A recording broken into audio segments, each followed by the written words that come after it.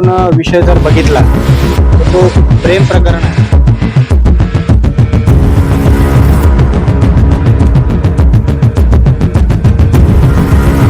नाशिक जिल्ह्यातील पंचवटी परिसरात अलीकडे गाजत असलेल्या कथित धर्मांतर प्रकरणाला नवा कलाटणी देणारा खुलासा समोर आला आहे. या प्रकरणातील आरोपीच्या वकिलाने न्यायालयात मांडलेल्या भूमिकेमुळे हा मुद्दा केवळ धर्मांतराचा नसून प्रेमसंबंधातून उद्भवलेला असल्याचा दावा करण्यात आला आहे. वकिलाच्या म्हणण्यानुसार संबंधित युवक आणि युवती यांच्यात काही काळापासून परस्पर संमतीने प्रेमसंबंध होते.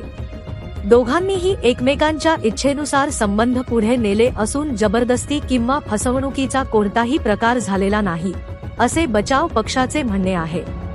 त्यामुळे धर्मांतराचा आरोप हा चुकीचा असून तो गैरसमज किंवा दबावाखाली लावण्यात आला असावा, असा युक्तिवाद करण्यात आला.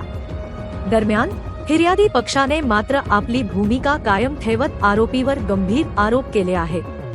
युवतीच्या कुटुंबियांच्या म्हणण्यानुसार तिला फसवून आणि मानसिक दबाव टाकून धर्मांतरासाठी भाग पाडण्याचा प्रयत्न झाला. या पार्श्वभूमीवर पोलिसांनी विविध कलमांखाली गुन्हा दाखल करून तपास सुरू ठेवला आहे. पोलिसांकडून दोन्ही बाजूंचे पुरावे, मोबाईल चॅट, कॉल रेकॉर्ड आणि इतर तांत्रिक माहिती तपासली जात आहे. तसेच संबंधित युवक-युवतींचे जबाब नोंदवून प्रकरणाचा नेमका स्वरूप काय आहे त्याचा तपास पोलीस करीत आहे. ब्युरो रिपोर्ट जम न्यूज इंडिया. संपूर्ण विषय जर बघितला तर तो प्रेम प्रकरण आहे. मुलाचं आणि मुलीचं मागील 2 वर्षांपासून प्रेम संबंध आहेत. दोघे इंजिनिअरिंगच्या 3ऱ्या वर्षाला शिकतात. दोघंही हॉस्टेलाइट आहेत आणि सर्व म्हणजे मुलीकडनं सगळ्यात पहिल्यांदा अप्रोच आलेला आहे मुलाला. आणि कॉलेज लाईफचे विद्यार्थी आहेत. प्रेमाला काय धर्म, जात, पंथ नसतो. जेन्युइनली त्या मुलाचं मुलीवर आणि मुलीचं मुलावर प्रेम आहे. या व्यतिरिक्त त्याला धर्माचा असा काही रोल नाही. आणखीन एक एफआयआर मध्ये म्हणले मुलीच्या गळ्यात रुद्राक्ष वगैरे ते काढायला लावलं आणि मुस्लिम धर्म स्वीकारण्या संदर्भात प्रेशराईज करण्यात आलं. तुळशीची माळ आणि हातातील दोरा काढल्याचा आरोप आहे.